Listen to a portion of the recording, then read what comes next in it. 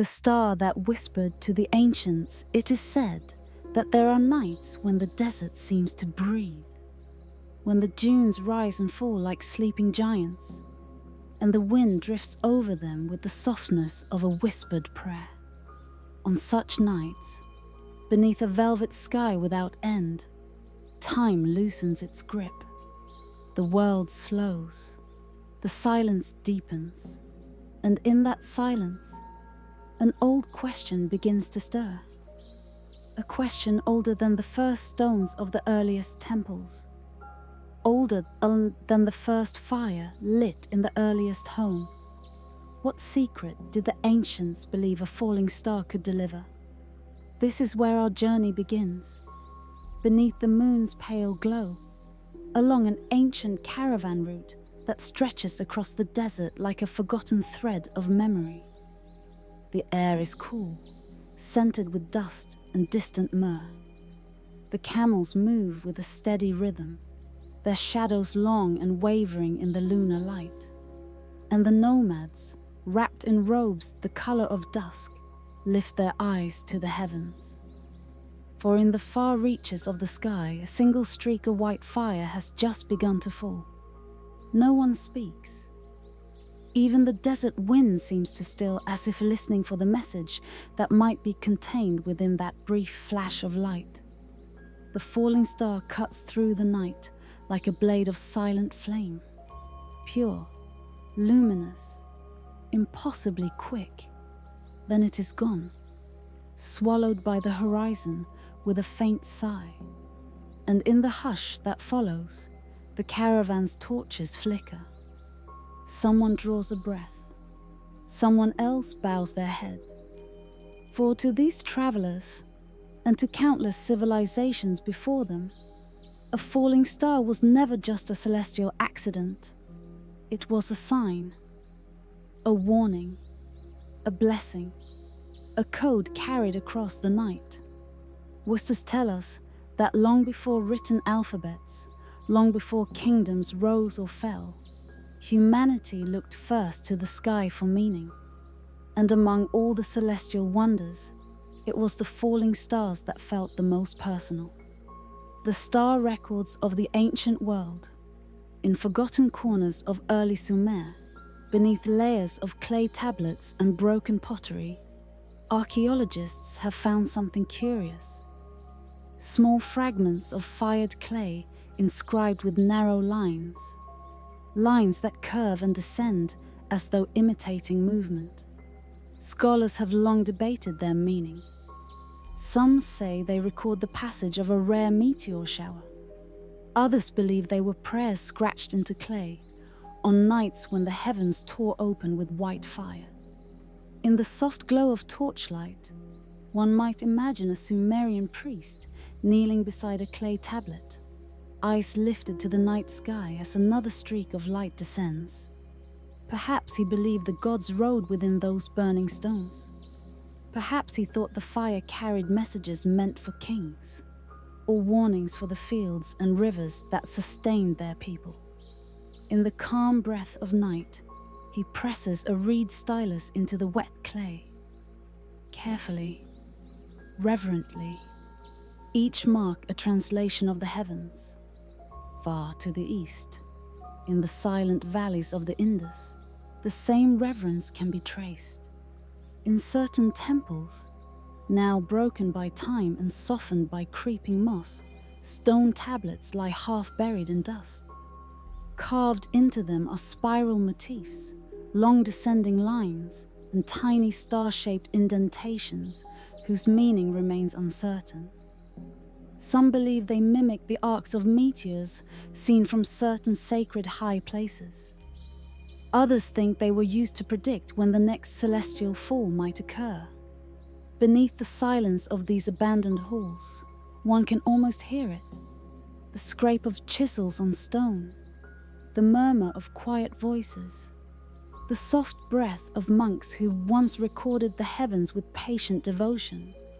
And so, across vast stretches of the ancient world, through Mesopotamia, the Indus, early China, the deserts of Arabia, the same idea emerges, like a shared dream. The sky was speaking, and the falling stars were its secret words. The message in the trail of fire. What, then, did these civilizations believe a falling star could deliver? Some thought the streak of light carried divine favor, an unseen blessing crossing the veil between worlds. Some believed it marked the birth of a king, or the end of one. Others whispered that a falling star was a warning, a celestial breath urging humanity to change course before a forgotten danger awakened. But there is another belief, older, softer, threaded lightly through myth. It is said that the ancients thought each meteor carried a fragment of a story written long before human memory began. A story not of gods or kings, but of the universe itself. And that to witness a falling star was to glimpse, for just a heartbeat, the writing of the creation. Perhaps this is why priests and stargazers spent entire nights kneeling beside their sacred tablets, tracing symbols that mirrored the paths of meteors. Perhaps they hoped that by following the curve of the heavens, they could understand something of the world beyond their own. Imagine them now, hooded figures kneeling in moonlight, their hands stained with clay dust, their faces lifted to the shimmering sky. They watch each descent with quiet awe, believing each spark of light carries a message that must be transcribed before it fades into oblivion. The desert winds sigh softly around them. The night deepens. The stars continue their eternal dance. The lost codes of the sky. Not all of these star records survived. Many were swallowed by shifting sands, lost to floods, broken by the slow weight of centuries. Others faded when empires fell. Their meanings dissolved alongside the languages once used to interpret them.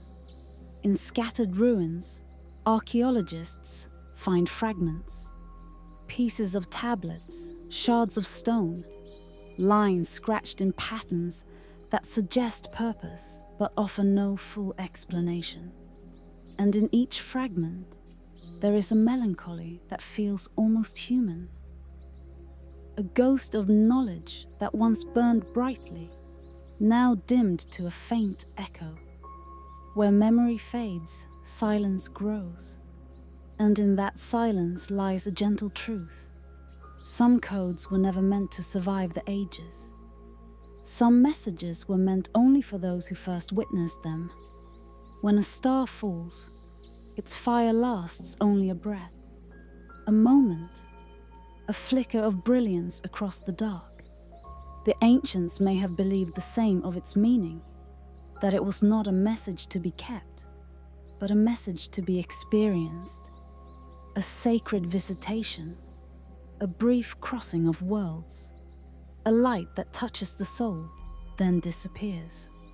Perhaps the priests understood this. Perhaps that is why their tablets contain symbols, but not explanations. Perhaps that is why they recorded the heavens with reverence, but not with certainty. Because certainty was never the goal. Wonder was. The soft melancholy of forgotten fire, when we wander through the sands of time, through ruins where wind whispers across abandoned stones. It is easy to feel a quiet ache for what has been lost.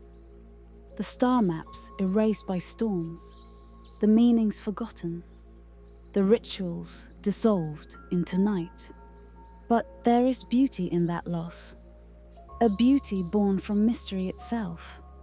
For it is said that the universe speaks in symbols too vast for any one civilization to hold.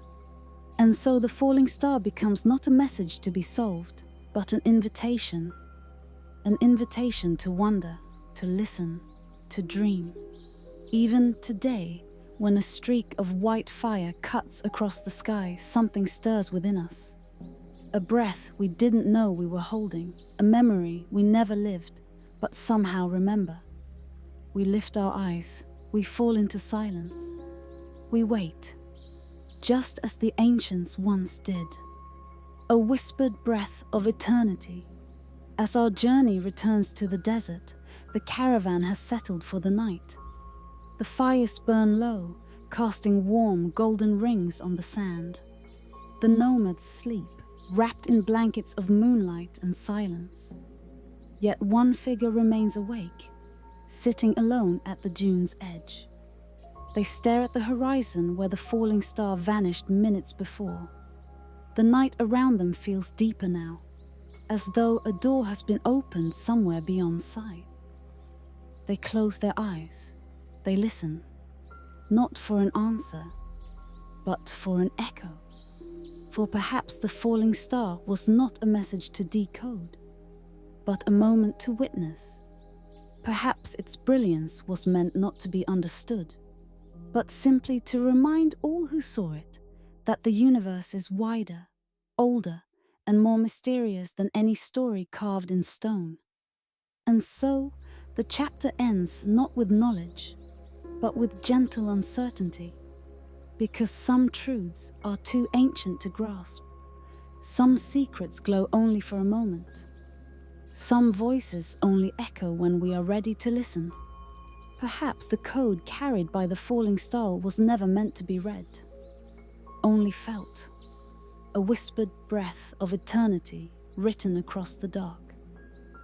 Seen once, remembered forever, and carried softly into sleep.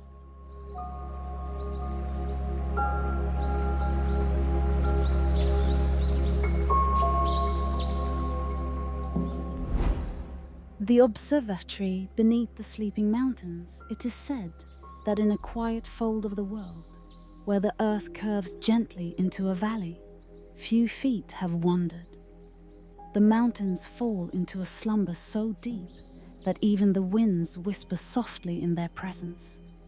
Snow gathers upon their shoulders, like centuries of unspoken thoughts. And when spring loosens its silver breath, the meltwater slips down their sides in streams that shine like threads of moonlit silk. In this secluded cradle of stone and silence, there lingers a place known only in the faintest of tales. An observatory, carved into the very bone of the mountain. Some call it a sanctuary. Others speak of it as a wound, a doorway left open by those who vanished before names had shape.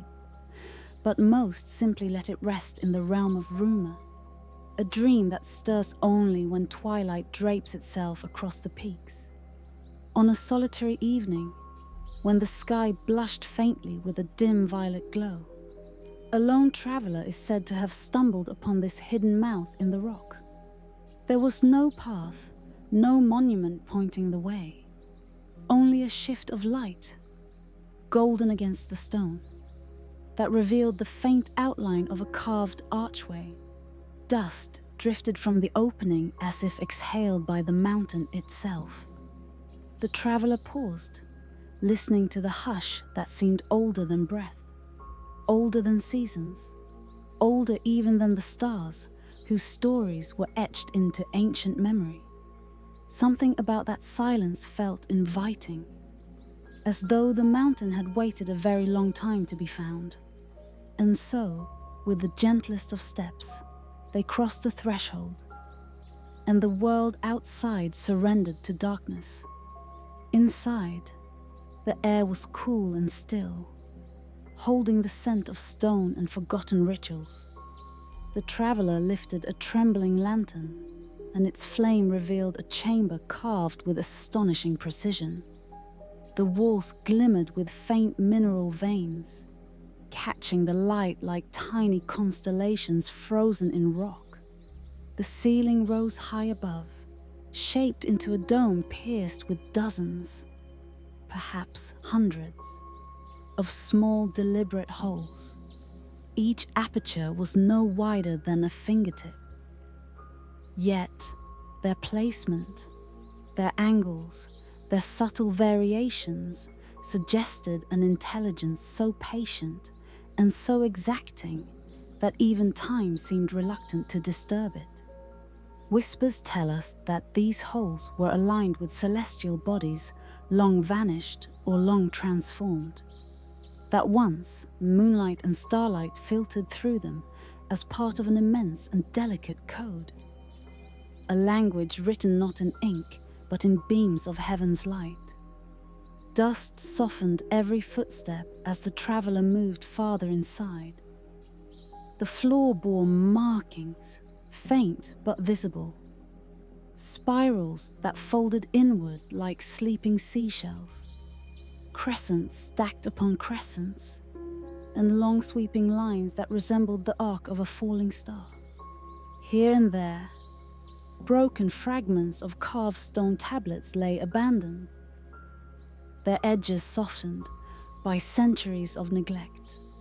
Some believe these fragments once formed a star map that charted omens and cosmic messages, that an unnamed people, astronomer priests perhaps, gathered here to decipher the gestures of the night sky.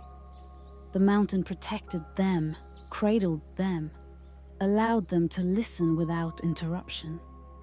Beneath the silence, the traveler imagined what a night within this sanctuary must have felt like during the height of its purpose. There would have been torches lining the circular walls, their flames blinking softly like earthly stars. Robes made of woven reeds and pale cloth would have brushed across the stone floors as the watchers moved with reverent discipline. Their voices might have murmured in a tongue now lost, a language crafted to speak to the universe itself. At the chamber's center stood a raised platform. Upon it rested several round bronze discs, mottled now with centuries of oxidation. Their edges bore markings like constellations, simplified into sacred geometry. Some symbols curled like waves, others bent sharply like the edge of a blade of light. The traveler brushed a hand gently across them, stirring motes of dust that rose in a soft cloud. It was here, perhaps, during solstice nights, that the watchers gathered in patient circles. Some nights, the moonbeam would strike the central disk precisely at its etched midpoint, a glowing thread from sky to earth. Other nights, the stars mapped themselves bars across the ceiling's apertures, forming shifting patterns upon the floor. And in those patterns, the watchers read more than predictions. They read reassurance, purpose, communion. For these ancient people believed the stars were not distant fires, but living messengers. Each flicker, each falling ember the sky released, carried a whisper from realms beyond reach. The watchers listened. They interpreted. They remembered. But as the traveler's lantern flickered, another sensation crept in. Not fear, but the deep sadness of something abandoned, as though the observatory itself longed for the nights when voices filled its emptiness, when torches burned with steady purpose, when moonlight felt like a companion. The traveler moved into a deeper chamber where stone columns rose like sleeping giants. The air was heavier here, tinged with a faint metallic scent. At the far end, an opening led to a narrow vertical shaft. Moonlight descended the shaft in a perfect beam, illuminating an altar carved with more spirals and crescent symbols. This place too had once been sacred. Here, priests may have awaited the rare moments when the moon hung directly overhead. Its light would fall through the shaft and strike the altar like a blessing. Some said the watchers used this moment to offer gratitude to the heavens. Others said they sought answers, glimpses of fate woven through the night. Yet the altar was empty now, its surface cracked, its edges worn, its silence absolute. The traveler stood there for a long time, breathing the history that clung to the walls. They felt as if they had stepped not into a ruin, but into a memory. A memory the mountain had held close for so long it no longer knew if it wished to release it. Outside, the wind shifted. A faint rumble echoed through the stone, as if the mountain stirred in its sleep. Perhaps the watchers vanished slowly. Perhaps suddenly. Perhaps the sky changed in ways they could not interpret. Or perhaps their purpose was fulfilled, and they simply walked away, leaving their sanctuary to the guardianship of time. Some voices only echo when we are ready to listen. The traveler found themselves wondering who would listen now. Eventually, the lantern's flame began to dim, fluttering like a tired heartbeat. The traveler retraced their steps, passing again beneath the starlit ceiling, past the broken tablets, past the stillness that clung to every stone. At the observatory's entrance, they paused and looked back. Moonlight drifted through the apertures, scattering into fragile patterns across the floor. It felt, for a moment, as if the chamber sighed, not in sorrow but in relief, as though grateful simply to be seen again. When they stepped beyond the archway, the night air enveloped them gently. The valley stretched out below in silver hush. Snow gleamed upon the mountain crests like ancient crowns, and the rivers whispered their soft, continuous song. It is said that the traveler did not look back again. Some things, once found, do not wish to be claimed. Some mysteries simply want to be remembered, held lightly in the palm of quiet imagination. And perhaps it was never meant to be known why the watchers left, or why the mountain allowed their observatory to remain intact, veiled but patient. The mountains hold their secrets with the stillness of eternity, and beneath their sleeping weight, the observatory waits, half revealed, half dreaming, like a memory you almost recall upon waking, a truth softened by time, a whisper carried into night. Some things are meant to fade slowly, others are meant to guide us gently towards sleep, and this place, carved beneath the sleeping mountains, does both.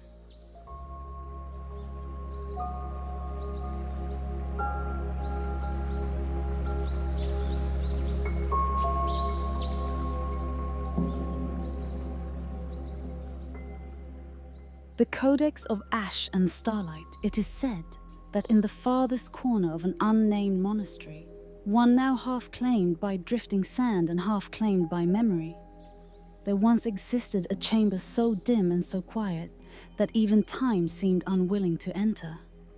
The monks who tended this place believed silence was not the absence of sound, but the presence of something sacred. And in the very heart of that stillness, upon a low wooden table carved with spirals, rested an object whose glow never fully faded. A codex, fragile, weightless, and dusted with flecks of something not entirely of this world. Those who entered the chamber often paused before approaching it, as if the manuscript breathed with a life of its own. The oil lamps, trembling softly in their clay bowls, cast halos of amber light that shivered across the pages, revealing specks of meteor dust embedded like sleeping embers. Some monks swore that when the lamps dimmed, the dust glowed on its own, pale, celestial, unbound by the decay of earthly fire. It was called the Codex of Ash and Starlight, though no one knew who first gave it that name. Perhaps the title was whispered by the desert wind. Perhaps it rose from the pages themselves. Or perhaps, as the old chronicler murmured in his final days, the codex had no name until someone dared to listen to it. Tonight, we open it, not as scholars, not as seekers of proof, but as quiet wanderers drifting through forgotten constellations of ink. The invitation beneath the first page lies a breath of dust, soft as ancient snowfall. Some say it is the residue of sacred incense. Others believe it is the trace of a meteor that burned itself into the night long before the monastery existed.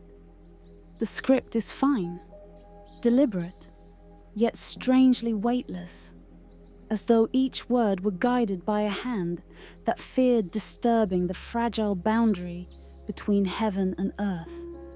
The monks who wrote this codex believed that every falling star carried a message wrapped in flame.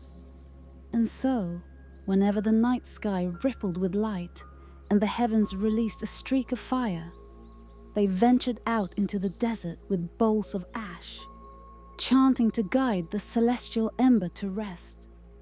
Whispers tell us that once the meteors cooled, they cracked open like eggs of stone, revealing thin layers of cosmic dust. Dust that was gathered with reverence. Dust that now glimmers across these pages like frozen starlight. As we turn the leaf with cautious hands, the chamber seems to exhale. The air grows cooler. Something unseen watches quietly, not with malice or expectation, but with the patient curiosity of a star witnessing at its own reflection for the first time. The deepening mystery. The second page opens with a symbol, a spiral etched in two inks, one earthly, one celestial. The earthly ink is faded to the color of dried leaves. The celestial one gleams faintly, shifting between silver and pale blue as though remembering the night it fell.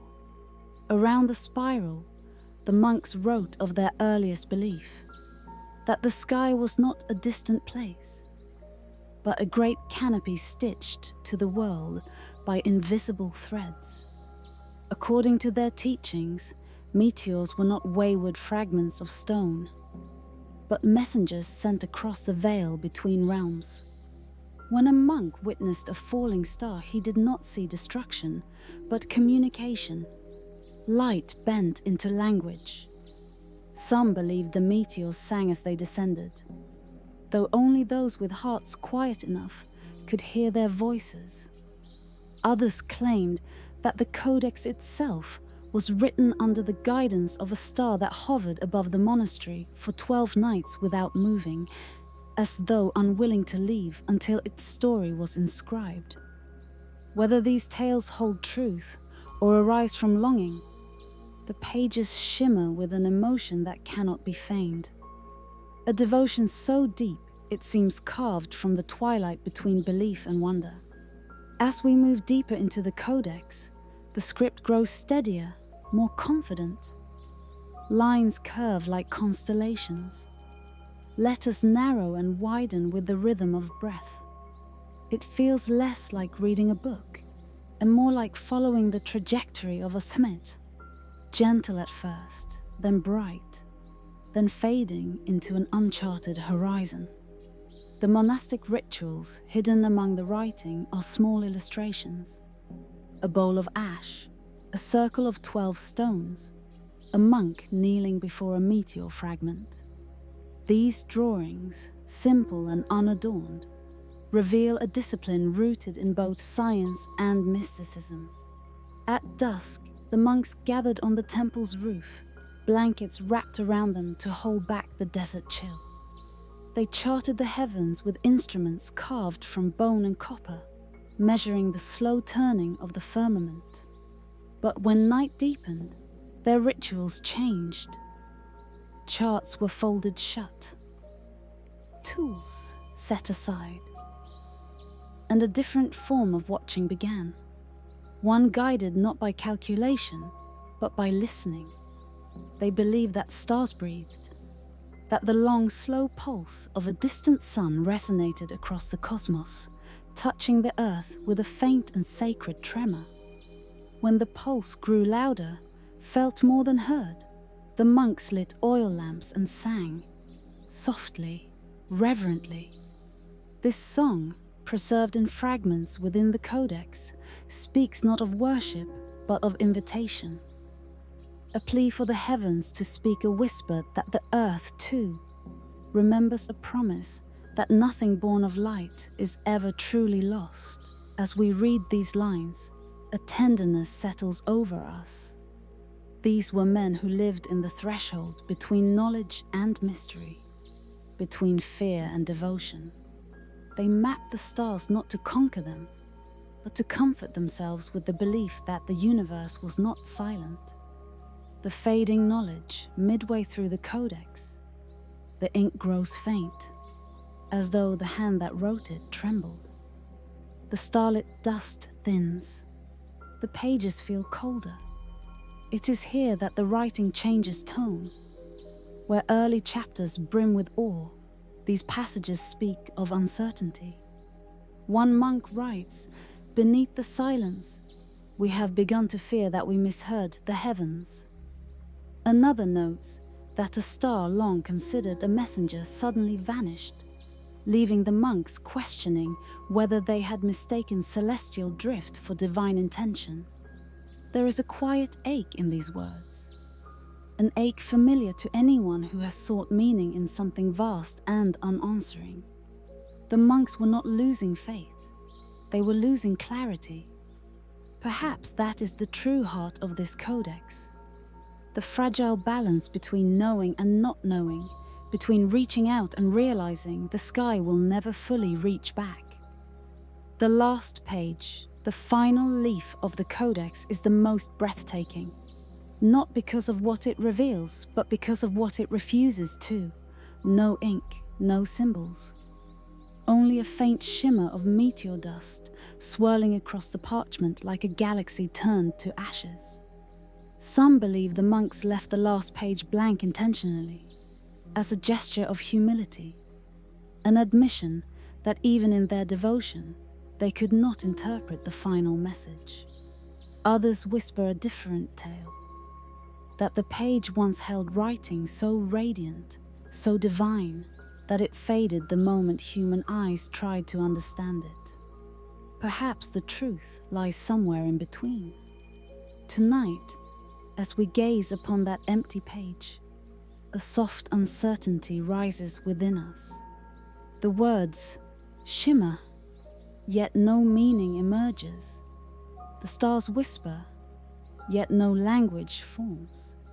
And maybe this is the way it was meant to be. For not all knowledge is meant to return whole. Not every light is meant to be captured. Some truths only reveal themselves when we stop searching and simply rest in the hush between questions. The fade into silence. The oil lamps flicker low. The chamber grows dimmer. The codex, shimmering faintly under the last breath of flame, seems to close itself. It is said that the stars speak most clearly when our eyes grow heavy, when sleep drifts in like a tide. Perhaps the monks understood this. Perhaps they left their teachings not to be solved, but to guide weary wanderers into gentler realms. As the night deepens, the pages of the Codex of Ash and Starlight blur softly in the dwindling light. And in that fading glow, we feel a truth older than words. Some voices only echo when we are finally quiet enough to listen.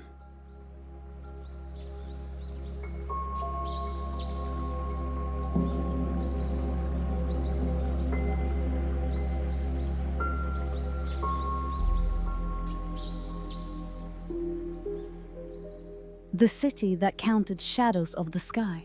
It is said that far beyond the boundaries of familiar maps, past the lines where cartographers grew uncertain and the parchment itself seemed to fade into nothingness, there once stood a city unlike any other. No caravans speak of it now. No kingdom claims its ancestry. Its name has been lost to dust and drifting wind. Yet, in the quiet hours when night settles gently upon the world, there are those who believe its memory still moves, faint as a pulse beneath ancient sands. Some call it the city of falling shadows. Others whisper of it as the observatory of silence. But most simply speak of it with reverence, as if afraid that even uttering its forgotten syllables might disturb whatever sacred slumber it has fallen into. Tonight, beneath the soft hush of approaching sleep, we return to that hidden place. We begin with an image, a wide, cracked stone plaza, lying open beneath a crescent moon that shines like a blade of silver. The stones breathe softly in the cooling air. Their surface is marked with concentric rings, carved so delicately that even time, with all its storms and shifting sands, has not fully erased them. Some believe these rings recorded the sky itself, that each circle held meaning, that each shadow that crossed the plaza became a message. Here, where memory fades and sand moves like slow water, the city once studied the heavens not by counting stars, but by reading the shadows the stars left behind. It is a strange thought, almost dreamlike, that light so distant, so cold and ancient, could cast shadows on earth subtle enough to interpret, soft enough to measure the passing of celestial ages. Yet the people of this forgotten city believed it deeply. To them, falling stars were not omens of destruction or divine displeasure. They were syllables in a cosmic language, each streak a whisper from a universe vast enough to cradle both origin and ending. Whispers tell us that the astronomer philosophers who lived here walked their plazas only at night. They wore robes the color of cooling embers, and each carried a slender staff etched with maps of the sky. They moved slowly, almost reverently, as though afraid to disturb the ancient conversation unfolding above them. And when a star fell, bright, sudden, sweeping across the black like a spark torn from eternity, they did not look upward as we might. Instead, they watched the ground. They watched the shadows the falling star cast upon those silent rings. In forgotten corners of the earth, scholars still argue whether such shadows could ever be measured. But the city believed. And belief, when shared by many, has a way of shaping reality in its own image. As dusk deepens in our imagining, the ruins begin to shift in the mind's eye. Not physically, though the stones do seem to inhale as temperature changes, but emotionally, spiritually, the place softens, becomes porous, becomes receptive to memory. We drift now into that memory. Picture a long moonlit avenue, stretching between tall pillars shaped like spiraled reeds. Each pillar leans slightly inward, forming a fractured canopy of stone. Wind slips through them with a low, flute-like hum. This avenue once guided visitors toward the great plaza at the city's heart. Some traveled days to reach this place. Others journeyed for months. All came seeking meaning, a glimpse of the order beneath life's shifting sands. For the city believed that time did not flow like a river. It pulsed like breath, that ages rose and fell in spirals rather than straight lines, and falling stars, marking the heavens with sudden fire, revealed the rhythm of that pulse. Beneath the silence of the night sky, these pilgrim scholars would stand in stillness, waiting for a single star to fall. Not dozens, not storms of light or celestial festivals. Just one quiet streak across the vault of night. For in that single shadow, cast just for a moment, an entire age might reveal the whisper of its meaning. Imagine the moment. Imagine the plaza glowing faintly with moonlight. Imagine the astronomer-philosophers waiting, hands clasped, breaths slow and long. The air cools. The wind pauses as though listening. Then, a thread of white fire appears, weaving across the heavens. Soft, quick, dissolving as soon as it shines. The stone rings drink the shadow. A ripple of darkness glides across them, delicate as a feather's drift. The philosophers bow their heads, listening. For the shadow is not merely seen, it is felt. It is said they could interpret those fleeting shapes as one might read the movement of tides or the whisper of leaves.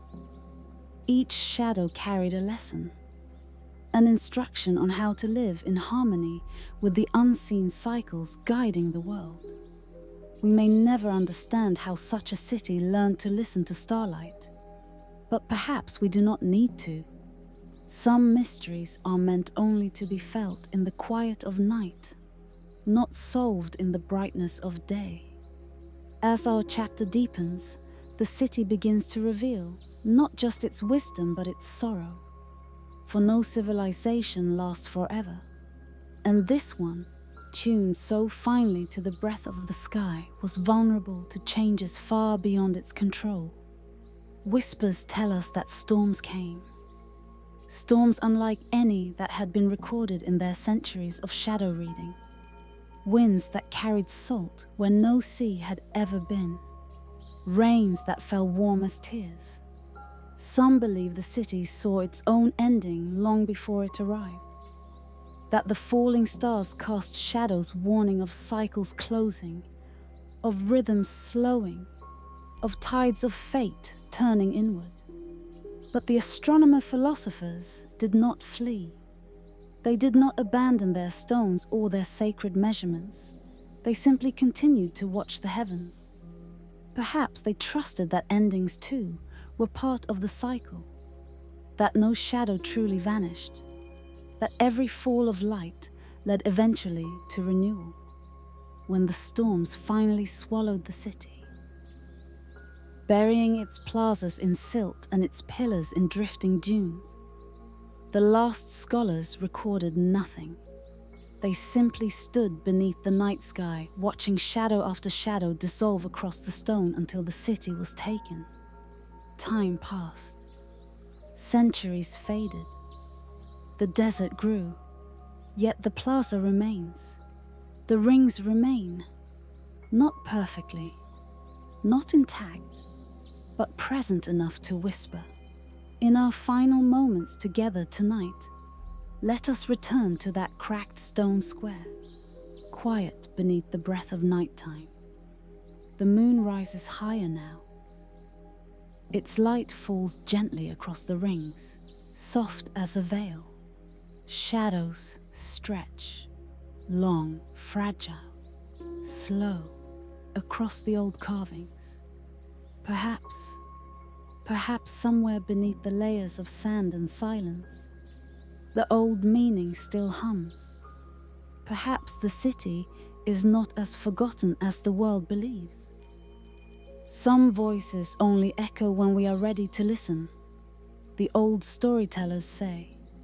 And this city, this place that once counted the shadows of the sky, seems to wait for such a listener, someone patient, someone quiet, someone who understands that truth often lives not in brilliance, but in subtlety, in the whisper of wind across stone, in the faint line of shadow carved by falling light, in the space between heartbeat and breath. As the night deepens, the plaza grows still again. No stars fall, no shapes cross the rings, just silence. That deep, ancient, waiting silence that feels almost alive. Perhaps it was never meant to be found. Perhaps its purpose lives only in imagination now. Or perhaps when the night is calm enough and the sky drifts low enough, its code might still be read. For now, we leave it resting beneath the moon, a city half remembered, a mystery half awake, a whisper beneath the silence, waiting for someone who dreams deeply enough to hear its echo. And as sleep draws near, the image lingers.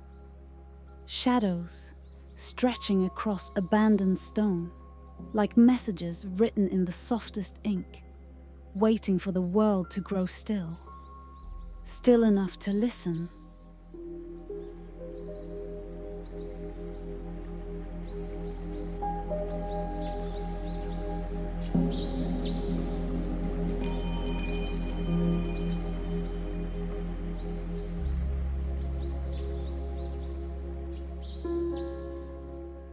The temple where meteors were made sacred, it is said that deep within an ancient forest, in a clearing so quiet it seems held in the breath of the world, there stands a temple older than the tales spoken about it. Some whisper that it was not built but grown, its pillars rising from the soil the way roots rise toward the sun, shaped by hands half remembered and seasons long forgotten. At dawn, the branches overhead bend low beneath the weight of dew, each droplet catching the faintest glimmer of the waking sky. Mist curls between the roots, moss softens every edge, and there, at the center of this secluded grove, the temple rests in a hush so complete that even the forest birds take on a reverent quiet as they pass above.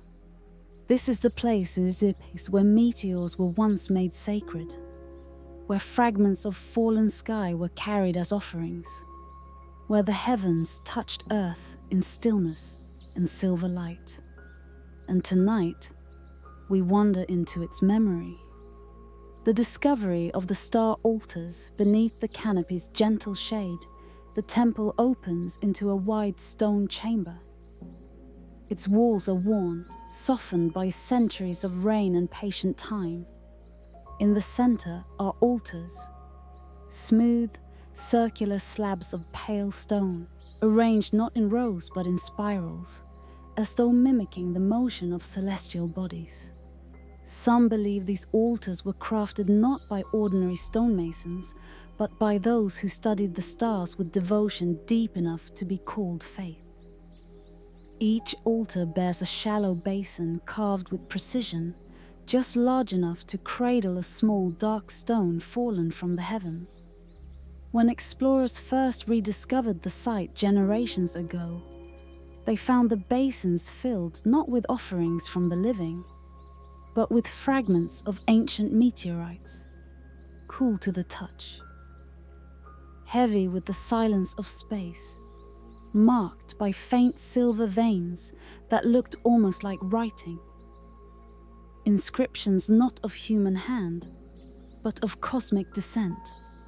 Was to tell us the priests of this temple believed these stones carried the breath of the heavens, the memory of flame, of distant worlds, of journeys across depths of night we cannot fathom.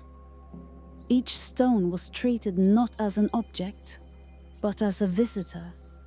Rituals of moonlit water. As the chapter deepens, we step into the imagined rituals that once filled these halls with quiet reverence.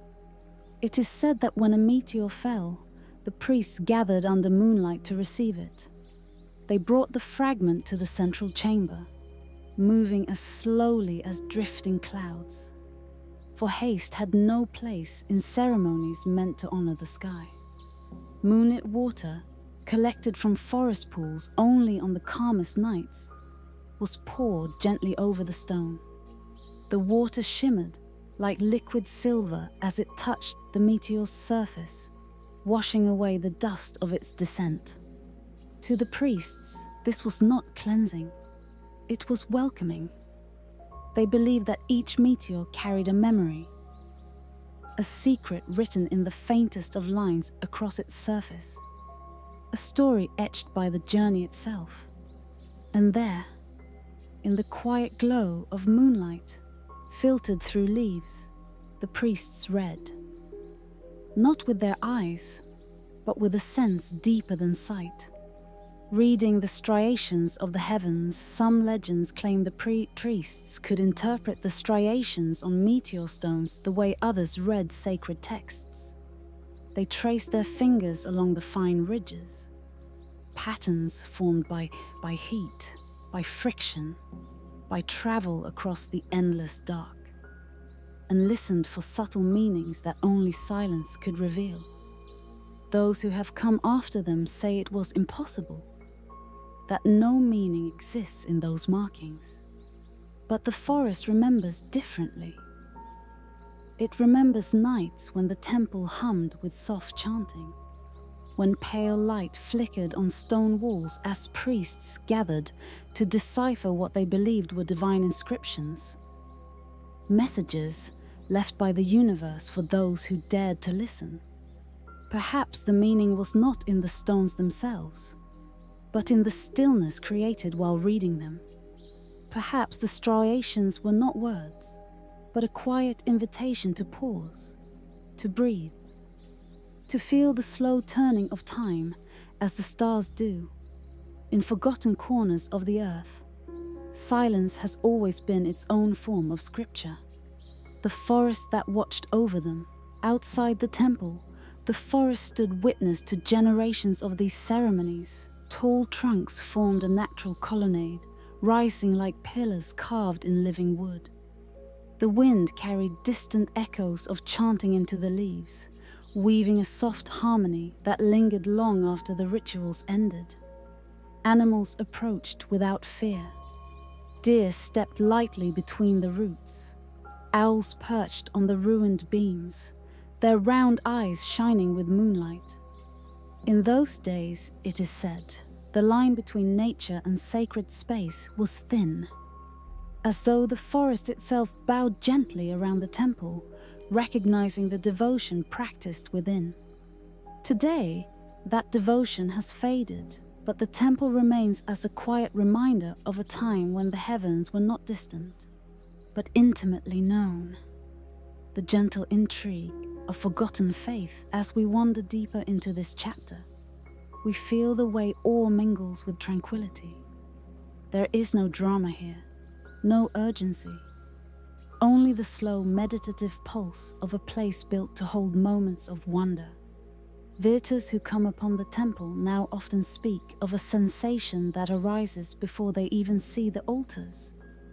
A subtle familiarity, like remembering a dream upon waking. Some describe the feeling of being observed, not by eyes, but by presence, as if the stones themselves carry residual awareness from rituals long past. Others say the air here feels different, thicker, older, almost humming. A few claim that on certain nights, when the sky is especially clear, faint outlines of the priests appear like pale shadows between the pillars, not haunting, but lingering, as though caught between memory and earth. Perhaps these are just stories, yet in sacred places, stories often hold more truth than facts. When the priests faded into silence as twilight descends across the forest clearing, the chapter begins its gentle turn toward closure. Mist rises from the undergrowth, swirling in soft spirals that dance with the fading light. Shadows drape themselves across the temple stones like veils of dusk. The chanting that once filled these halls is gone now. The priests who once read the language of meteor striations have dissolved into centuries of quiet.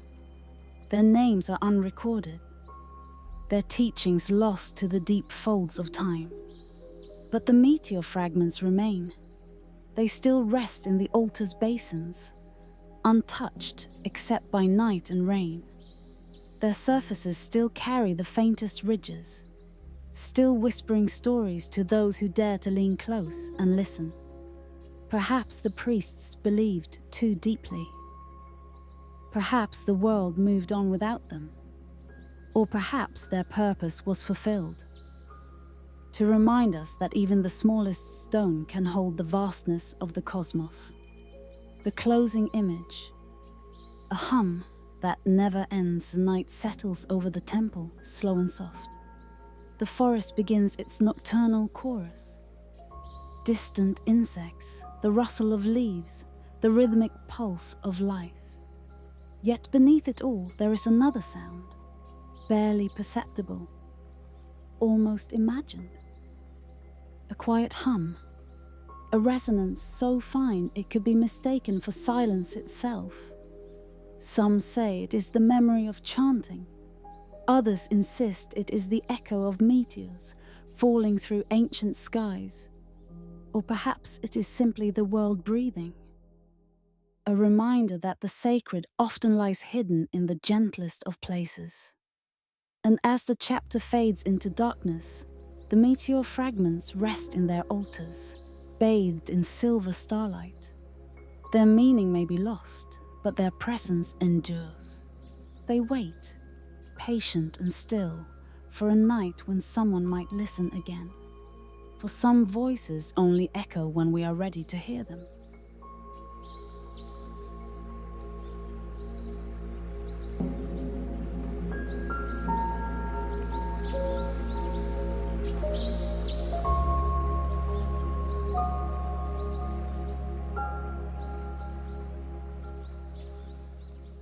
The scroll that softened in the moonlight.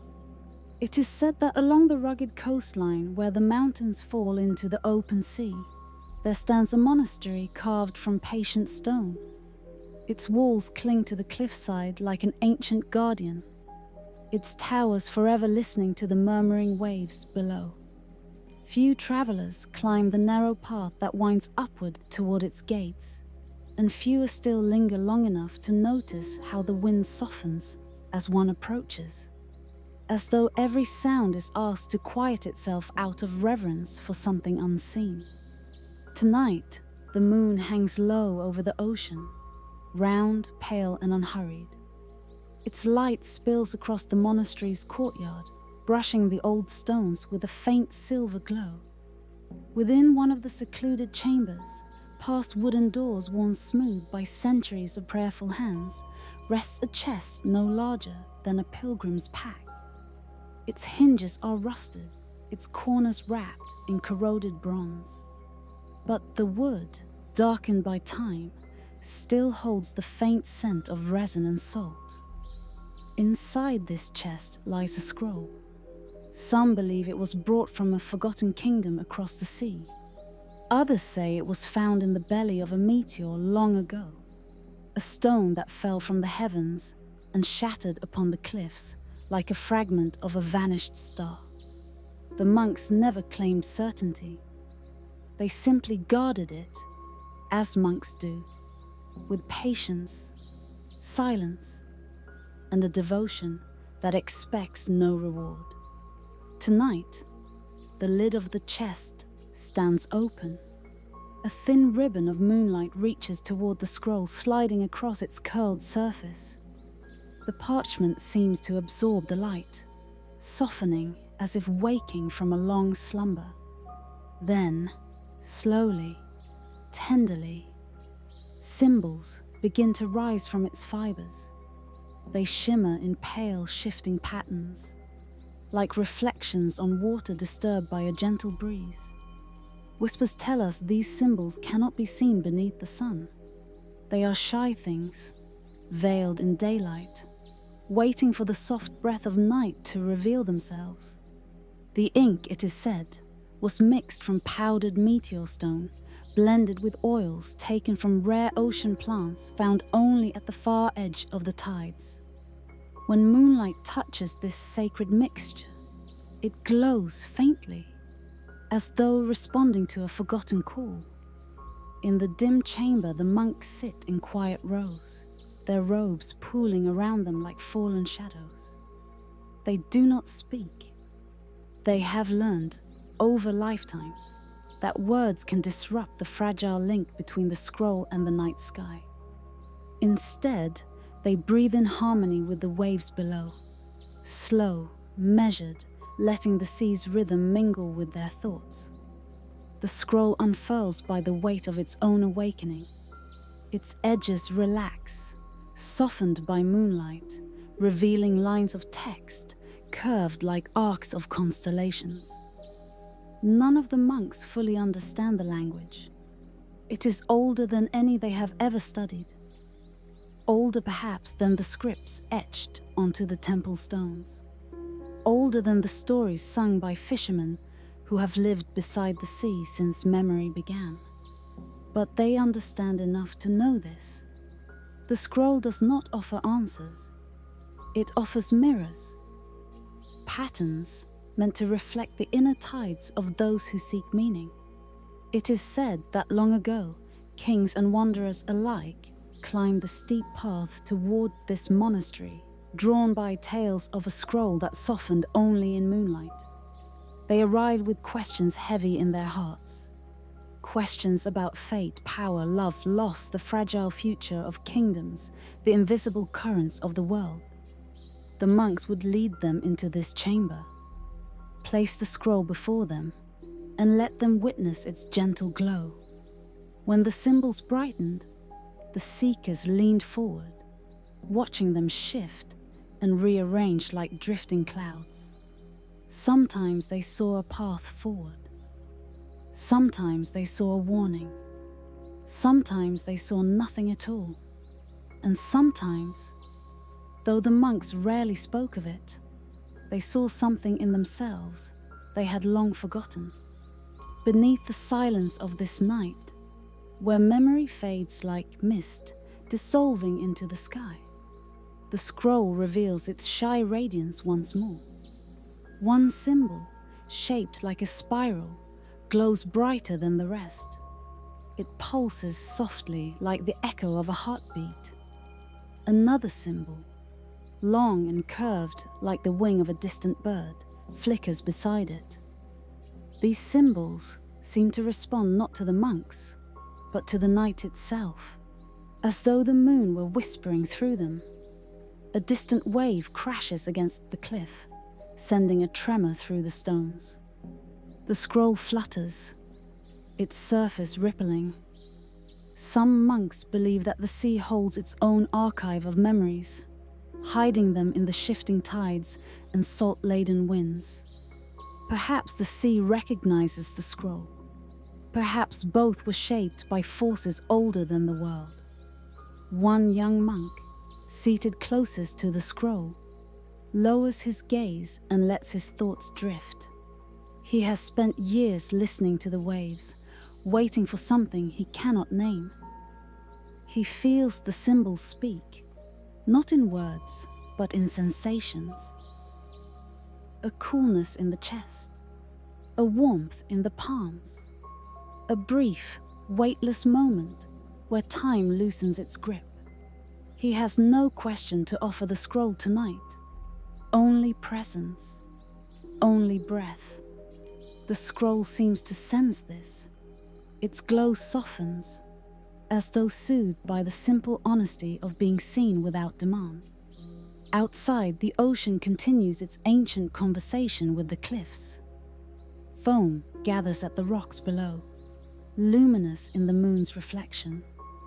Far off, a lighthouse on another island flickers like a wandering star, its beam sweeping the water in slow arcs. The wind picks up, rustling through prayer flags that have faded to soft shades of sand, clay, and dusk blue. The monks do not move. They know this moment cannot be rushed. They know the scroll speaks only in stillness. And slowly, almost imperceptibly, the symbols begin to fade. The spiral dims first, dissolving into the parchment like a dream, absorbed into waking memory. Then the curved wing, the threads of star-like markings, the faint echoes of shapes that might once have mapped the heavens, all melt back into the scroll's quiet surface. Within minutes, the parchment lies blank once more, as though nothing had ever stirred upon it. One monk closes the chest, The sound is soft, respectful. The moon shifts behind a passing cloud, and the chamber grows dim. Night settles deeper around them, like a cloak. Perhaps it was never meant to be fully understood. Perhaps the scroll's purpose is simply to remind those who seek it that not all knowledge shines in daylight. Some truths live only in the moment between breath and stillness, between moonrise and dawn. As the monks rise, their robes whisper across the floor, mingling with the fading echoes of the sea. They leave the chest in darkness, trusting that the night will wake it again when the time is right. Outside, the wind carries the faint scent of salt and ancient stone. The first hint of dawn brushes the sky with pale color. The chamber brightens just enough to reveal the closed chest sitting in the center of the room, silent, patient, holding a secret that cannot be held by any hand.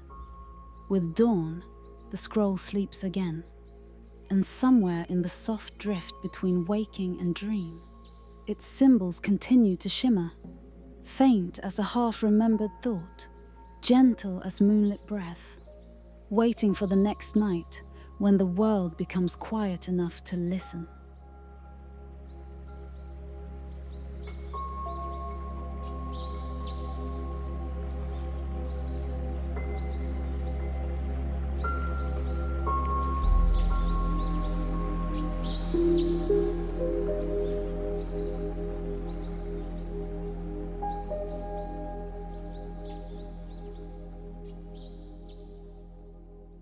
The pilgrimage to the falling star gate.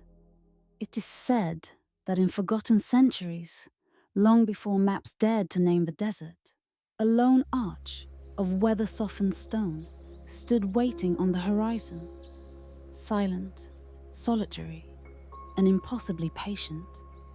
Those who wandered near it often described a strange sensation, as though time thinned around its curve, as though memory itself paused to listen. For beyond the dunes, where the sky stretched unbroken and the wind carried the breath of ancient secrets, the falling star gate kept its quiet vigil.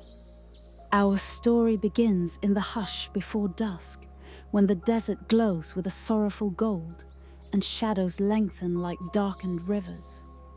A solitary pilgrim approaches, the last of a lineage of seekers who have crossed these sands, guided only by stories spoken softly at night. No name is given to the pilgrim. None is needed. In the realm of myths, names fade like footprints in shifting dunes. What matters is the journey, the quiet devotion, the fragile thread of hope carried across a landscape that forgets everything except those who move with reverence. The pilgrim steps slowly, each footfall sending a sigh of dust into the cooling air. In the distance, the gate rises, half buried by centuries of wandering sand. Its colossal stones are carved with curling spirals, celestial lines, and star-shaped depressions that remain invisible beneath the harsh daylight, yet glow faintly under a rising moon. The ancients believed these markings were not carved, but revealed, etched into the stone by the fall of meteor fire, by the heavens themselves brushing against the earth. Some believe this gate was once part of a vast sanctuary, a city of watchers who aligned their lives with the sky's slow seasons. Others whisper that no city ever existed, that the gate was built alone, as a doorway meant not for travelers of earth, but for wanderers of light. And so it stands, its purpose veiled by time, its origin dissolved into sand and silence. As the pilgrim draws nearer, the desert wind exhales a long, low murmur. It is not sound exactly, but something deeper, a vibration, a memory, perhaps. for the desert remembers what the world forgets. It remembers the procession of generations that journeyed here once every few years, when the sky prepared to speak in a language of fire. These seekers believed the falling stars were syllables of a cosmic scripture, fragments of a celestial message scattered across the heavens. To witness them in the presence of the gate was considered an act of communion, a night in which the boundary between heaven and earth thinned like delicate silk. Tonight, the pilgrim is alone. No distant torches, no chants carried across the sand. Only the steady breath, the soft footfall, and the looming shape of the falling stargate etched against an indigo sky. The pilgrim reaches the threshold just as dusk melts into full night. Moonlight trickles across the arch, revealing faint, luminous patterns, sigils long forgotten mere human tongues. They seem to shift, as though waking. The pilgrim lifts a hand and brushes the largest stone. It is cool, smoother than time should have allowed, as if the desert has always known this gate must be protected. Beneath the silence, the first star trembles across the sky. A thin strand of silver falling, dissolving into the horizon. Then another and another. The meteor shower begins. It is not a storm of fire, but a ceremony, slow, graceful, deliberate. Each streak of light descends as if guided by an unseen hand. The ancients believed the stars chose their paths carefully, falling only where needed, whispering truths only to those who listened with the soul rather than the ear. The pilgrim breathes deeply. The air is cold now, crisp with the faint metallic scent of cooling sand. And beneath the rhythmic whisper of the dunes, there is something else. A gentle hum, resonant, like a memory stirring awake. Some historians once argued that the gate amplified natural desert sounds, the way some caverns echo a single drop of water into a chorus. But those who came to witness the celestial descent knew differently. They felt the hum not around them, but within them, as though the stars had a voice that only the open heart could hear. The pilgrim steps fully beneath the arch, and the hum deepens. Shadows shift. Moonlight pools at the pilgrim's feet like liquid silver. A meteor, brighter than the rest, streaks downward, trailing a long tail of pale blue fire. It passes directly above the gate, illuminating the spirals and symbols until they gleam like wet stone. For a heartbeat, the entire world seems made of light and breath and ancient memory. Whispers tell us that one meteor in every shower carries a message meant not for all but for one. A truth too delicate for crowds, meant to be received in silence. Perhaps this is why the pilgrim came alone. Perhaps the desert called only one soul this year. The meteor fades, its trail dissolving into a soft haze. The pilgrim closes their eyes. There is no voice, no words, only a quiet knowing, a gentle recognition, like the warmth of an unseen hand resting on the shoulder. Some truths do not arrive as revelations. They arrive as reassurance, as the slow unbraiding of long-held fears. The meteor shower continues, a celestial cadence. Time softens. The pilgrim sits within the shadow of the gate, feeling the desert's breath move gently across the skin. The stars above seem impossibly close, like lanterns drifting on a darkened river, each one a story, each one a memory. Far beyond, dunes shift with a sigh. It is said the desert moves like an old creature, rolling in its sleep, reshaping itself without ever waking. Tonight, it moves softly, as though careful not to disturb the watcher beneath the gate. Hours dissolve into a slow silver dreamscape. The meteor shower thins, stars returning to stillness. The pilgrim rises once more, stepping out from under the arch. The night is cold now, weighted with the quiet of endings.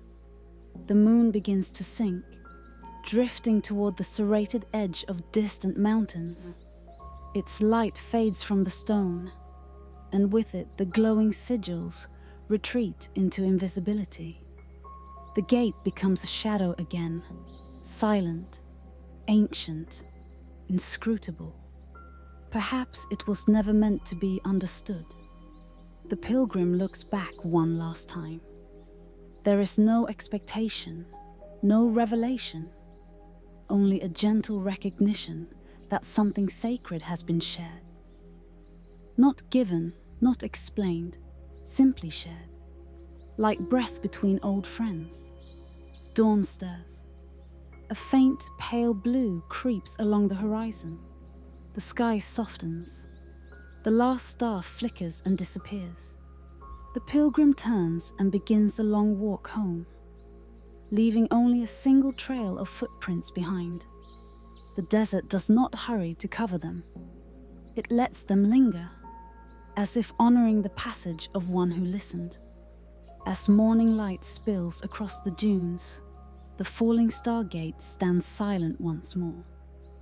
No movement, no glow, no sign that the night held anything other than darkness.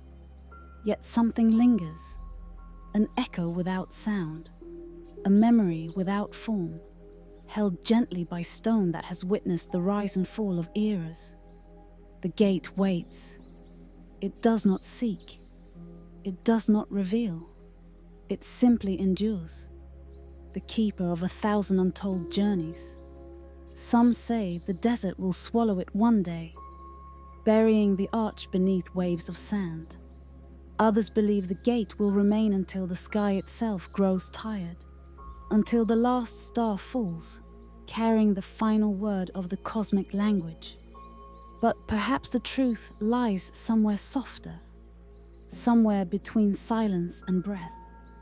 Perhaps the gate will remain only as long as there are those who still walk toward it with wonder in their hearts. And so the story fades, like starlight thinning before the dawn. In the newborn light, the gate stands empty but not alone, cradling the secrets of the night, holding them as tenderly as the desert holds its shifting winds. Some voices only echo when we are ready to listen, and some journeys, whispered across generations, are meant to be walked not with the feet, but with the quiet of the soul.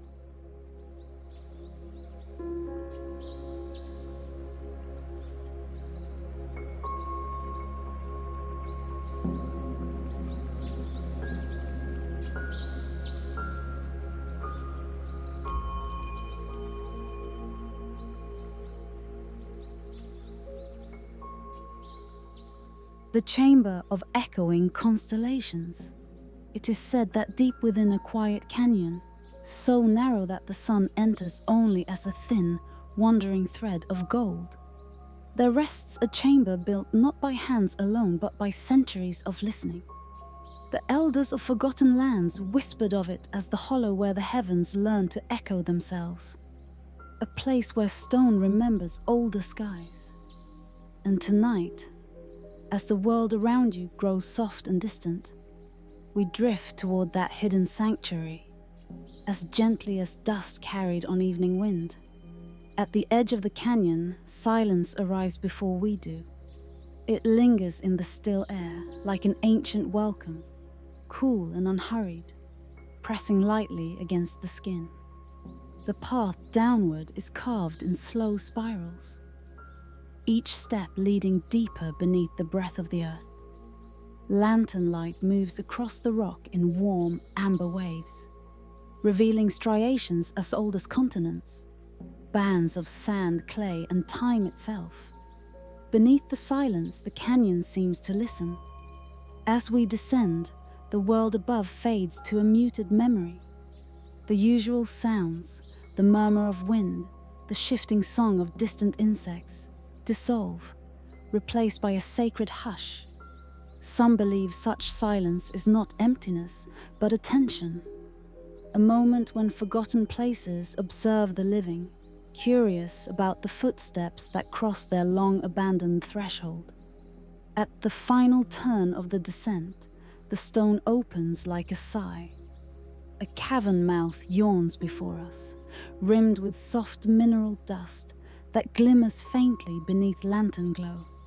It feels less like entering a room and more like stepping into an old prayer. Inside, the air grows cool, touched with the faint scent of minerals and quiet water. The ceiling arches high, nearly lost to darkness, and more than once, travelers have described feeling as though they were standing beneath the night sky, rather than deep inside the earth. It is within this vastness that the first echoes begin. Not sounds, but sensations. A subtle vibration beneath the stone floor, almost like the slow heartbeat of the canyon itself. Some say the chamber breathes. Others insist it dreams. Whispers tell us that the forgotten culture who once dwelled near this canyon believed the stars were not distant lights, but living spirits who guided the rhythm of seasons, the rise and fall of kingdoms, and the very pulse of human fate. And so, they carved this chamber as a mirror to the heavens, a cosmic archive where the sky could speak in silence. As lantern light spills forward, the cavern's inner walls reveal their secret.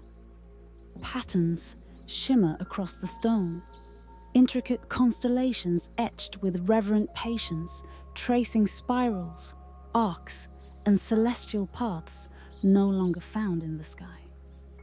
Some markings resemble known star clusters, though shifted, widened, or split, as if depicting the heavens before their shapes settled into the forms recognized today. Others portray celestial patterns lost to recorded memory, sweeping curves like frozen waves, spirals reminiscent of ocean currents, and faint lines that seem to trace the fall of stars long vanished from the firmament. Where memory fades, the stone continues to speak. As we walk deeper, each step echoes softly, returning with a faint delay that makes the chamber feel alive, responsive. Even the gentlest exhale returns as a ghostly whisper. It is said that priests of the forgotten culture used these echoes as guides, listening to how sound folded back upon itself, believing the chamber could translate celestial knowledge into earthly resonance. Imagine them here, Dara. Not as figures of belief or legend, but as silhouettes moving through flickering torchlight, their fingertips gliding across carved star paths. They would hold ceremonies under the glow of sacred lamps, their light trembling against the walls like small reflections of a larger, unseen cosmos. Some stood with eyes closed, firm, listening for messages carried not in words, but in the soft vibration of stone. It is believed these priests did not interpret the sky using instruments alone. They listened to the silence between stars. To them, stillness was a language, and this chamber was a teacher. In the far recesses of the cavern lies a shelf of rock that rises like a natural altar.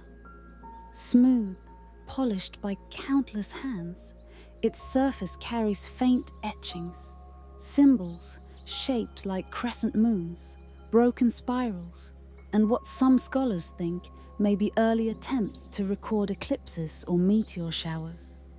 Yet nothing is definitive. The meaning, like starlight itself, slips gently through understanding.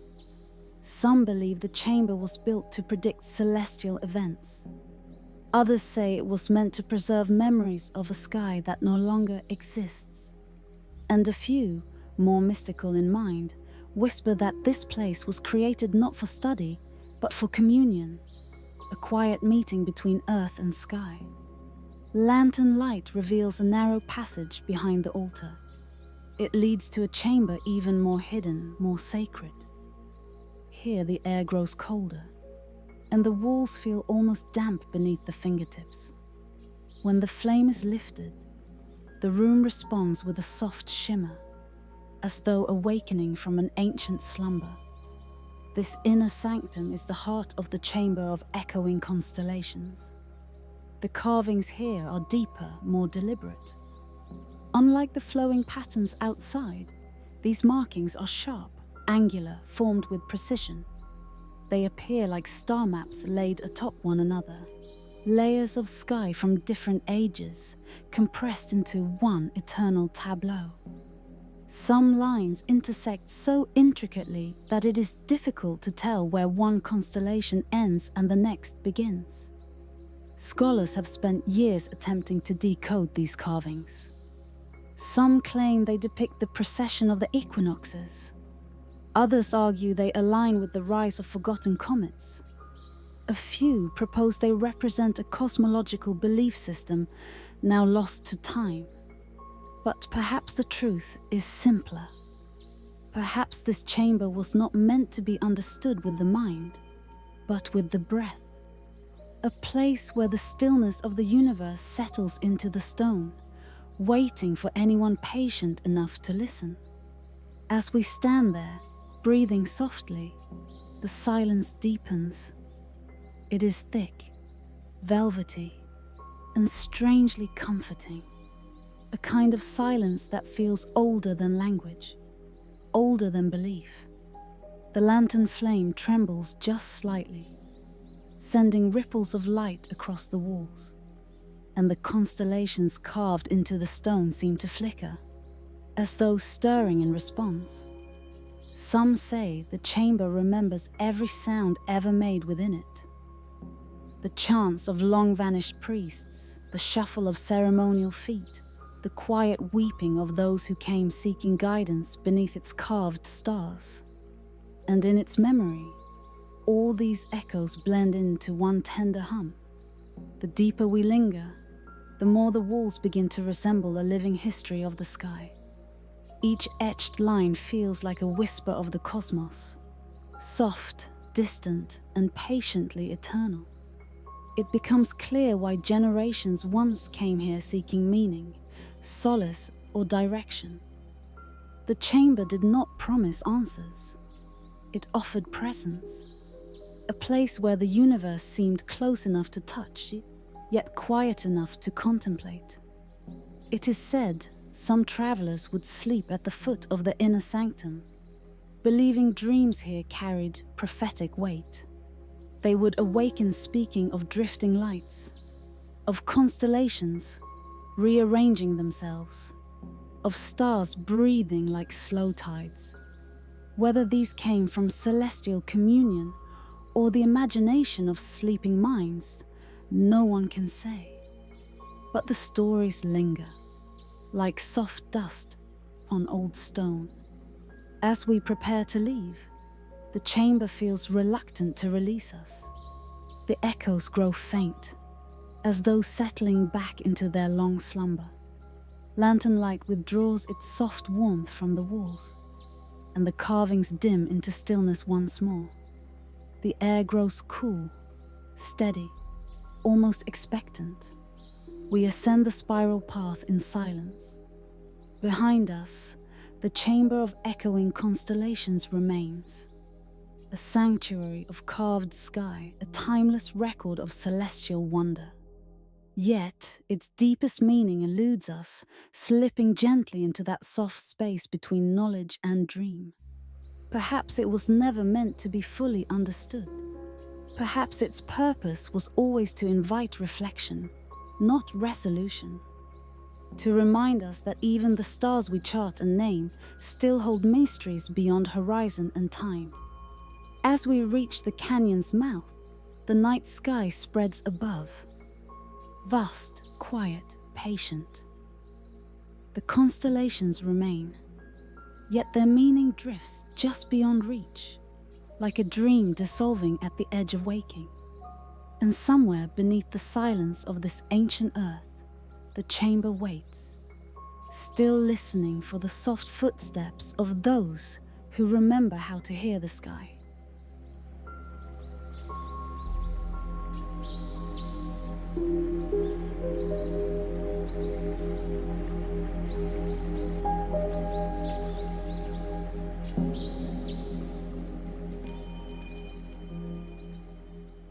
The last meteor priest of the northern sanctuary, in the far reaches of the north, where the world leans closer to the whispering edge of the sky, there lies a plateau carved from ancient silence.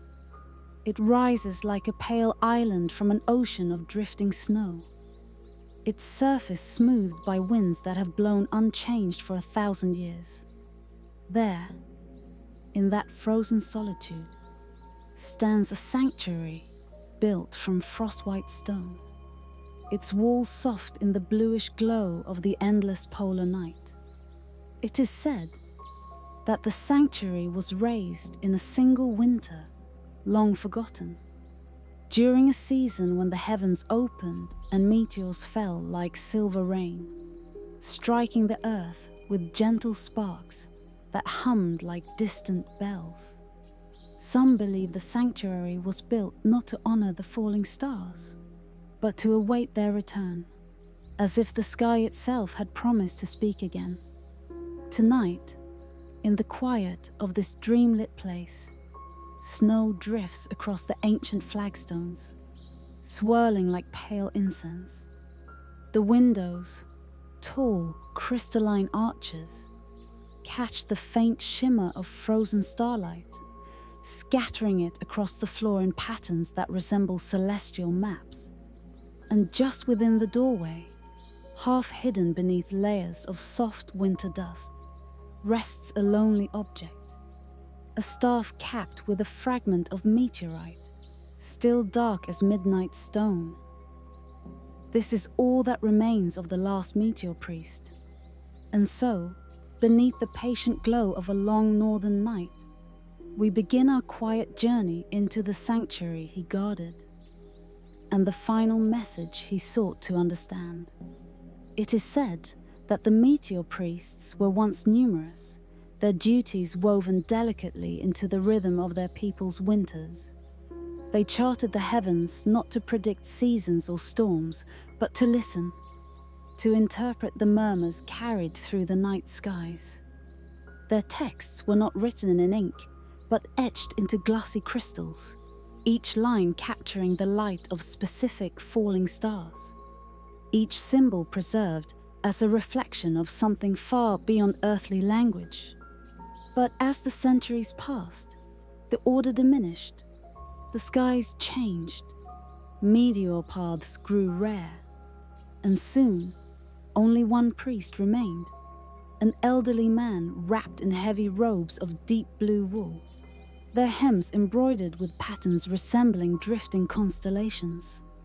His name, like so many northern names, faded with the snow that swallowed the final records of his people. Yet the sanctuary remembers him in its silence, in the way its halls still echo with a faint sense of devotion. Whispers tell us that he spent his final winters here alone, guided only by the soft crackling of the fire and the silver breath of the wind slipping through the crystal windows. Each night, as the sanctuary's lamps flickered, he would sit beneath the great observation arch, a towering structure carved from translucent stone, and wait for the sky to speak. Some nights, meteors flared across the heavens in thin streaks of bright white, leaving trails that hovered like glowing threads before dissolving back into the dark. On those nights, the priest would lift his meteorite staff toward the sky, as if aligning the weight of earthly stone with the fire of the heavens. He believed that the stars carried messages, that their brief descent into the world was a way of offering glimpses into truths unreachable by voice or scripture. And so he watched and listened, For years he listened. The star message. One winter, colder than any he had known, something unusual appeared in the sky. Not a meteor, not a comet, but something softer, slower, almost hesitant. It fell in a sweeping arc of pale blue, leaving behind a shimmering trail that hummed faintly, as though echoing a forgotten melody. The priest felt the hum before he heard it. It vibrated through the stones of the sanctuary, through the ice, through the very air. As legend tells, he followed the hum to a chamber deep within the sanctuary, a room where the oldest crystals were kept, their surfaces etched with the earliest celestial readings. There, one of the crystals began to glow, softly at first, then with a steady, rhythmic pulse. Those who study the sanctuary's ruins say the glow marked the beginning of the final translation, the priest's last great work. They imagine him hunched over that flickering crystal, the light reflecting in the deep lines of his weathered face as he traced the unknown symbols with trembling fingers. Marked by the moon. Some say, he murmured, carried by the frozen breath. Said others. Whatever the message was, it came with a weight the priest had never felt before. And as weeks passed, he devoted himself completely to decoding it. His ink froze. His breath clouded the air in pale halos. But still he worked, guided by the feeling that this message carried the fate of his people, or perhaps the memory of what had already passed. The loneliness of devotion. Beneath the sanctuary's great dome, the priest moved like a quiet shadow, his footsteps softened by thick snow, his presence nearly swallowed by the vast halls. Outside, the world remained frozen in its long winter, where the sun did not rise for months. Yet the priest did not fear the darkness. He believed the night was sacred, that silence was a form of prayer. He lit no torches except those required for reading. He made no offerings except those born of patient thought. And though he spoke to no one, the sanctuary seemed to answer him, not with words, but with kindled shifts in light, the faint ringing of frost, the soft rustle of snow sliding down the roof. Some believe that his solitude weighed on him. Others think it comforted him, as though he felt closest to the stars when no human voice intruded upon the night. But perhaps the truth is simpler. He was the last of his kind, and in his final years, he carried not only the celestial records, but the quiet ache of a disappearing world. The final winter. As the priest's final winter approached, the sky grew restless. Meteors appeared more frequently, streaking above the sanctuary like fleeting omens. Their light reflected in the crystal windows, casting patterns across the floors that resembled maps of lands buried beneath centuries of snow. It was during this winter that the crystal's glow finally dimmed. Not out of completion, but out of exhaustion, like a candle flickering in a breeze. The priest rose before dawn, though dawn itself did not come. He walked through the hallways one last time, tracing the carvings on the walls, breathing the cold air as though memorizing its shape. Then he returned to the crystal chamber, where his final notes rested beneath a light dusting of frost. No one knows the moment he left the sanctuary. Perhaps he stepped outside into the soft darkness and listened to the wind one last time. Perhaps he looked up, hoping the sky would reveal the rest of the message. Perhaps he simply closed his eyes, allowing himself to drift wherever the meteors had gone. When the next travelers discovered the sanctuary, many generations later, they found no trace of him. Only his staff remained, leaning against the crystal table, its meteorite head shining with a faint, cold glow. And beside it, his final translation, a fragment, unfinished, covered in snow. Now, as we stand in imagination within that silent sanctuary, the wind moves through the corridors like a soft memory. It brushes the edges of the old crystals, coaxing from them a faint shimmer of light. Snow gathers around the fallen meteorite staff, its dark stone gleaming like a forgotten star. It is said that the sanctuary still hums on certain nights, just barely, like an echo of something once understood. Some believe it is the priest's final message, circling endlessly through the stones. Others whisper that it is the sky itself, reaching gently toward the earth, waiting for someone to listen again. But perhaps it is only the wind. The same wind that shaped ancient truths. The same wind that carried the breath of the stars. The same wind that erases names, histories, and footprints in the snow. And as the long northern night deepens, the sanctuary grows quieter still, fading into the slow rhythm of a world half asleep. Whatever secrets the priest uncovered, whatever meaning he glimpsed in the falling blue light, now lies beneath the silence, where memory fades. Perhaps it was never meant to be known. Some voices only echo when we are ready to listen, and some messages, like falling stars, shine only for a moment before dissolving gently into the dark.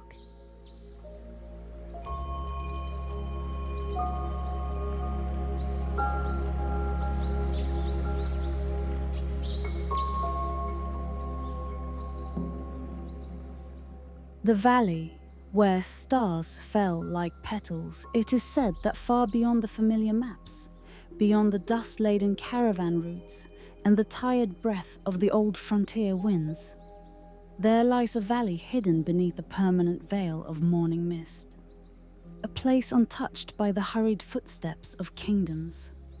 A place that seems to exhale slowly, as though it has been waiting for ages for a listener gentle enough to hear its story. Whispers tell us that the sky once opened above this quiet hollow, not in thunder or fire, but in a silence so complete that the world itself seemed to pause. And from that silence fell petals of light, small, luminous stones, drifting downward like slow celestial blossoms, soft as moonlit feathers, warm as a memory returning from across lifetimes. The chapter begins not with a voice, but with a vision. Imagine, Dara, the valley at first light, the mist lying low like sleeping silk, the earth damp with night's last whisper, wildflowers bending with the weight of dew. There, scattered among them, like forgotten offerings from another world, rest the faintly glowing fragments of stars, each one the size of a petal, each one holding the dim heartbeat of ancient fire, and each one, a local elders once murmured, a message from beyond the veil. Where memory fades, the valley waits. Where silence gathers, the stones gleam softly. Where the stars once fell like petals, the story gently begins. Beneath the silence of this tucked-away world lies an old belief, one carried carefully from generation to generation, as fragile as incense smoke drifting through ancestral halls. Long ago, before the kingdoms around the valley rose and fell, this sanctuary was tended by healers. Not priests, not warriors, not scholars, but healers whose knowledge was woven from sky and earth together. They called the falling stones the breath of the eternal. Others simply named them star petals. It is said the healers would gather before dawn, when the air was cool and tasting faintly of wet soil and budding flowers.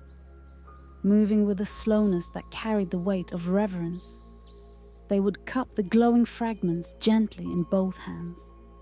Some fragments hummed with soft warmth. Some were cool like midnight water. Some flickered faintly, as if remembering the long journey they had taken through darkness. To touch one was to feel for a moment the echo of the vast and endless ocean above. And so, night after night, year after year, the people who lived on the valley's edge would come to witness the ritual. Not to understand it, for understanding is loud, but simply to be present within its hush. In the deeper heart of the valley, researchers today have found rounded hollows carved into the stone, arranged in spirals and crescents. They suspect these were altars, but the local stories offer something softer. They say the hollows were cradles, resting places where star petals could cool, breathe, and settle. For the healers believed the stones were alive, not in the way we know life now, but in a gentler language, one spoken only in stillness. A language of warmth, subtle radiance, and shifting color. Beneath the silence, they listened, and in listening, they learned. Some believed the stones carried memories from other worlds, fragments of celestial stories drifting across the dark ocean of the sky. Others said they held wisdom, neither written nor spoken, but felt through the fingertips, like the soft pulse of someone holding your hand in the dark. And a few, the elders whispered, claimed that each stone was a seed, not for trees or flowers, but for dreams. Rituals of the dawn, the valley's rituals were always performed at the edge of dawn. That tender moment when the world was not quite awake, and all things were softened by the pale blue of early light. There is an old account, preserved in a crumbling manuscript, now kept in a desert monastery.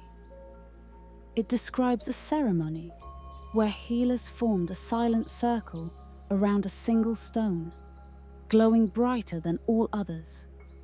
They bowed their heads, inhale, exhale, as one breath, as one life. The manuscript notes only this. The stone brightened, the valley breathed, something unseen passed among them. No one knows what the writer meant, yet the valley still holds that moment gently, as if unwilling to let it fade. Some say the healers believed the stones could draw sorrows out of a person. Others say they held tiny echoes of celestial music, a song one could hear only in dreams. But whatever the truth may have been, those who visited the valley carried away a lasting peace, as if something deep within them had been soothed by a presence older than time. The valley as a living memory when wandering scholars arrived centuries later, hoping to unravel the valley's mysteries. They brought measurement tools, metal instruments, written theories, but the stones had already dimmed. Their glow faded to a soft, buried warmth, like the last ember of a forgotten fire. And the scholars, though diligent, found nothing they could categorize. No clear origin, no mineral matching anything from known geology, no explanation at all. So they left. And the valley, as valleys often do, kept its secrets. It remains as it always has been, Anne, quiet, folded between gentle hills, its air heavy with the fragrance of wild thyme and evening rain, its stones resting beneath layers of moss and thyme. But if one kneels and lets the silence settle and presses a palm gently against the cool earth, a faint warmth still rises from the fragments, a warmth like someone whispering, "I remember." Perhaps it is nothing, Perhaps it is everything. Some voices only echo when we are ready to listen. Now, Dara, as we stand in the soft twilight of this story, let us walk slowly out of the valley, the mist parting around us like a curtain drawn back by invisible hands. The wildflowers bow faintly in the breeze. The sky overhead deepens into the first shades of night, and the air begins to hum with the soft promise of unseen stars. Imagine for a moment that somewhere above, a single fragment of ancient light breaks free from the tapestry of the heavens. It begins its long descent, quiet, unhurried. A petal of the cosmos drifting toward the waiting earth. Perhaps it will land in the valley. Perhaps it will be found by someone who still believes that messages can fall from the sky not in thunder or flame, but in tenderness. And perhaps, when the world exhales again, the valley will glow once more, if only for the briefest heartbeat. But until then, the stones lie sleeping, dim but not dead, silent but not empty, warm but only to those who linger long enough for the valley to trust them. It is said that the universe rarely shouts. Its truths do not arrive as declarations, but as falling petals. Small, luminous, and easily missed if one walks too quickly. And so we leave the valley now, its memories curling behind us like incense smoke, its whispers fading into the soft hush of night. Perhaps it was never meant to be understood. Perhaps it was meant merely to be felt. A reminder that somewhere, in the spaces between stars, gentle messages still drift towards the earth, one falling star at a time.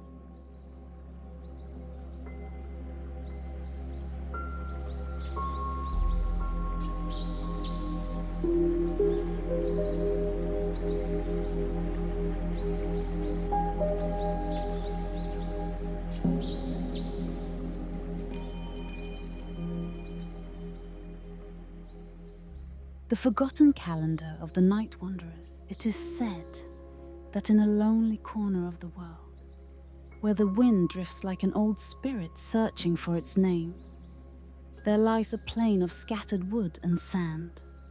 The place has no voice, no map, no living witness. And yet, if one pauses long enough, if one allows the night to settle gently upon the ribs of the earth, something begins to stir in the quiet. The ruins breathe, the silence thickens, and the ancient calendar of a vanished people whispers again. Across that windswept plain stand a few surviving pillars. Tall, carved beams of darkened wood, leaned and worn, like elders who have lived far beyond their time. Their surfaces are softened by centuries of sand.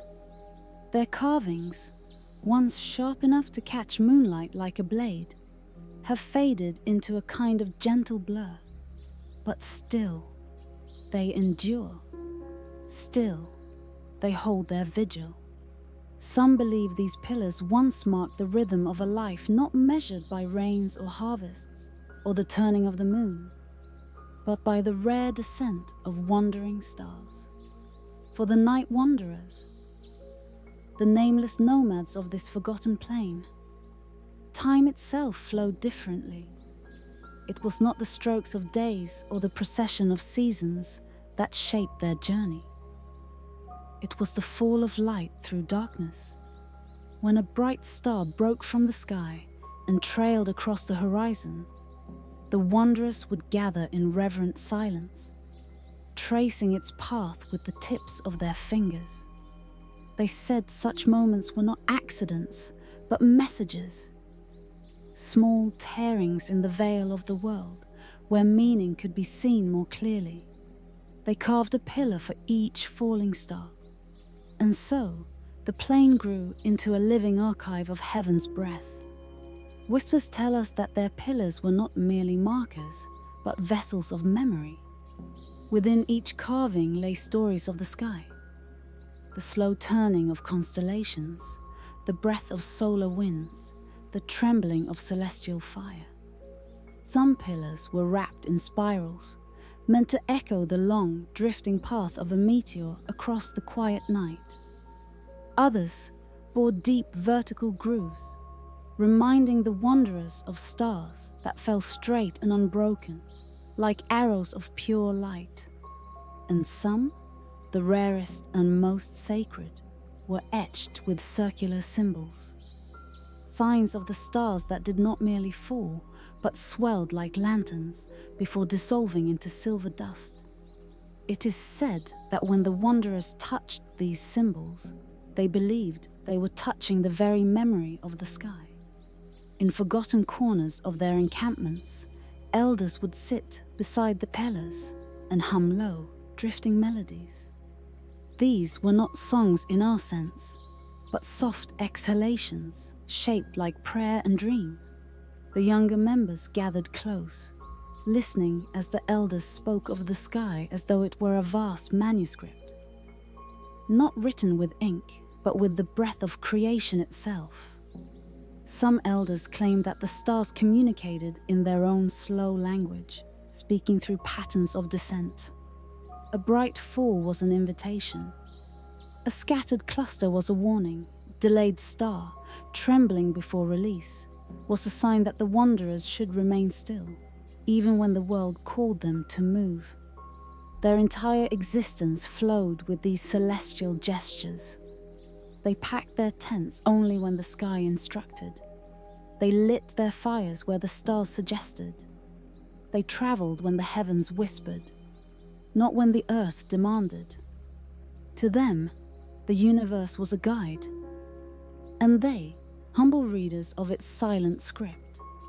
It is said that the night wanderers rarely spoke of destiny. Instead, they spoke of alignment. They believed each starfall revealed a moment when one place, one time, and one soul intersected perfectly, like threads pulling tight to weave a single luminous knot. They trusted that if they followed these knots across the world, they would remain in harmony with the great rhythm that echoed beyond human knowing. Many travelers passed near the plain, but never understood it. They mistook the pillars for grave markers, or the remnants of some long-lost timber fortress. A few believed they were rituals for summoning spirits, and kept their distance. And yet, some who dared approach spoke of an uncanny stillness, a sense that time itself softened at the edges, as though one were stepping into a deeper layer of the night, where the sky felt closer and the soul felt strangely unburdened. Others described a faint ringing, not quite sound, not quite silence, that drifted through the space between the pillars. They said it felt like a memory returning, but memories are fragile, and the world moves on. Over centuries, storms swept across the plain. The tents vanished, the fires died, the wanderers dissolved into dust and rumor. The pillars remained, but even they bowed to the patient hands of time. The carvings blurred, the wood cracked, the map of starlight etched into their surfaces faded like a dream upon waking, and slowly the calendar of the night wanderers sank into the quiet of forgotten things. Yet some traces linger. When dusk settles over the plain and the wind moves with peculiar softness, one might see the faint glimmer of patterns in the air, an echo of the old celestial map. The shapes are not literal. They appear more like impressions, or the ghost of meaning pressing gently through the night. It is as though the sky, remembering its ancient conversation with the wanderers, still reaches down from time to share a secret meant only for the quiet. In those rare moments, one can almost imagine what it was like to live by starlight alone. to follow light instead of clocks, to measure life not by the rise and fall of the sun, but by the trembling descent of cosmic fire. Perhaps the wanderers knew something we have forgotten. Perhaps they understood that time is not a line to be walked, but a pulse that moves through us, shaped by moments of brightness passing through darkness. Moments that arrive not predictably, but mysteriously, like falling stars themselves. Some say the wanderers believed that every person had a star bound to them, not as destiny, but as rhythm.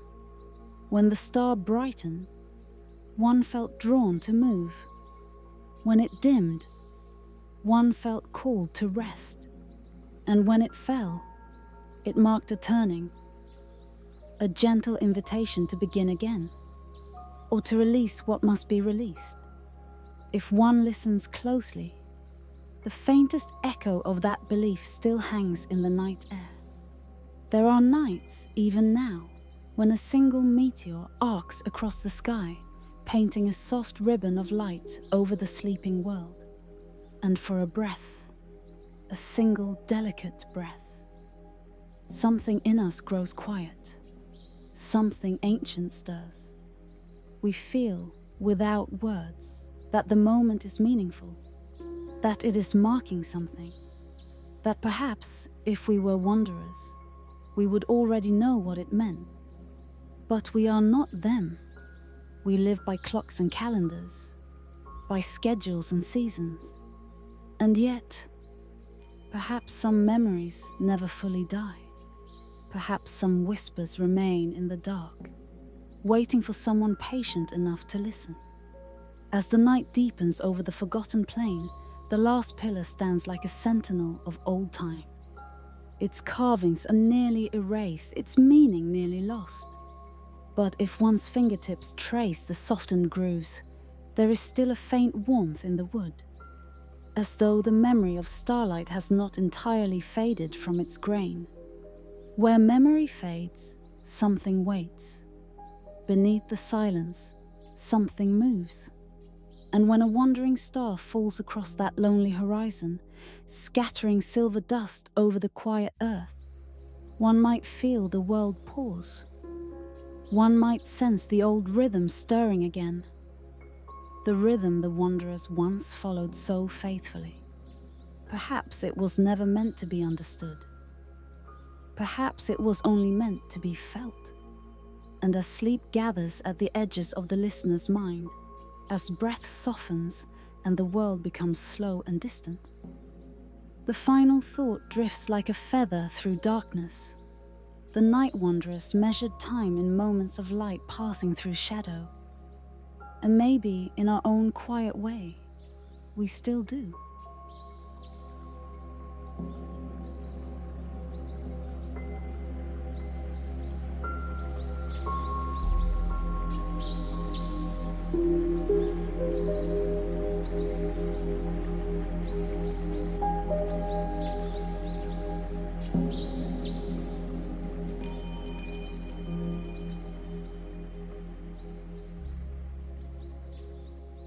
The star that fell into the ocean of silence.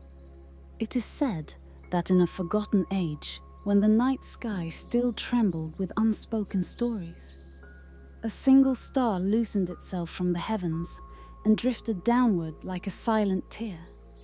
No blaze, no scream of fire, just a soft descent, as though the universe exhaled and released a secret it had carried too long. Some believe it fell toward a remote shoreline, a place where the land curled gently into a vast ocean, so still it was called the Sea of Silence. The waves there did not crash, they merely breathed. A slow expansion, a slow retreat, as though trying not to disturb anything sleeping beneath. And so our chapter opens, Dara. Beneath a moon hanging low and silver, on a night when the air is cool enough to quiet the world, when the horizon is softened into mist, and when even the stones along the shore seem to listen. The sand glows faintly, touched by the faintest starlight. The water glimmers like polished obsidian trembling under candle flame. Here, at the edge of the world, a traveller once stood, though their form has long dissolved into stories. Listening for a memory the sea had swallowed long ago. Wukpas tell us the star fell without a sound. Not even the fish stirred. Not even the wind awakened. Perhaps that silence was the message. Perhaps the silence was the star. In forgotten corners of coastal villages, elders would speak softly of that night, of how fishermen saw a silver streak melt into the horizon, of how the water brightened for a single heartbeat, then dimmed again into its familiar moonlit calm. Some sailors believed the falling star carried a cosmic message, a thought so ancient and immense it could not remain in the sky any longer. It needed water. It needed darkness. It needed the slow cradle of the tides to loosen its meaning. These sailors would come to the Sea of Silence not to harvest, not to travel, but to simply sit on the smooth stone at night and listen. They claim that, if one waited long enough, they could hear faint murmurs drifting through the waves, fragments of something older than memory. Not voices, not quite, more like the echo of a dream returning to someone who had almost forgotten it. Some stories say the star did not fall accidentally, that it sought refuge, that it fled from a celestial war, or from a forgotten betrayal among constellations, or from a time so distant the heavens themselves no longer remember. Others believe it was a gift, a quiet offering from the cosmos to the ocean, asking it to carry a truth too delicate for the sky to hold. Beneath the silence, the sea accepted it. For generations afterward, travelers arrived with reverence, lowering lanterns close to the water, watching the reflections shiver. Sometimes the surface showed only the moon and the drifting clouds. Other nights, it showed something else. On those nights, the ocean became a mirror to forgotten worlds. Fragments of vanished kingdoms, shadows of temples submerged by time, caravans wandering across sands that no longer exist, faces of civilizations whose names have crumbled like dust. The villagers called these reflections that don't belong. Perhaps the star, nestled deep within the sea's dark cradle, was releasing its story slowly, allowing memories of other realms to float upward like soft bubbles of time. One reflection told of a city carved entirely from pale stone, marked with spirals that mimicked the patterns of galaxies. Another showed towering gates, standing alone in a desert that no longer breathes. Another revealed a forest of broken statues, leaning toward one another like mourners, their surfaces softened by centuries of rain. And beneath all these images was a silence so complete it felt sacred. The Sea of Silence was never loud. But after the star fell, its quiet became something different. Something intentional, something weighted, as though the ocean itself was holding its breath. It is said that those who listened long enough could hear the distant hum of the star still glowing beneath the waves. That if the night was calm and one placed a hand upon the water, a faint warmth would rise from the depths. Some took this as a sign of blessing. Others felt it as a warning. Where memory fades, truths often gather. Where silence deepens, secrets often wait. As the night grows deeper, we drift closer to that ancient shoreline once more. The smooth stones glistening, the air becoming cooler. The moon spreading its gentle light like a thin sheet of silk across the water. A soft breeze moves, carrying the scent of salt and something older, something almost metallic, like the breath of meteor dust. Perhaps it is the star's final exhale. Perhaps it is the ocean whispering back. In this quiet hour, sailors of old would kneel beside the water, murmuring their own stories, offering them like gifts. They believed the star would carry these tales through the currents, weaving them together with its own memories, sending them drifting across the deep. And maybe it did. Maybe somewhere beneath the stillness, threads of lost histories coil gently together, resting in the dark like forgotten scrolls. Eventually, dawn begins to gather behind the horizon. Not abruptly. The sea of silence allows no harsh changes, but slowly, softly, like the world waking from a dream it wishes to remember a little longer. The first golden rays touch the water. The reflections tremble, blur, and finally slip away, sinking back beneath the surface. By sunrise, the ocean is ordinary once more. Just water, just waves, just the familiar rhythm of the tide. But something remains.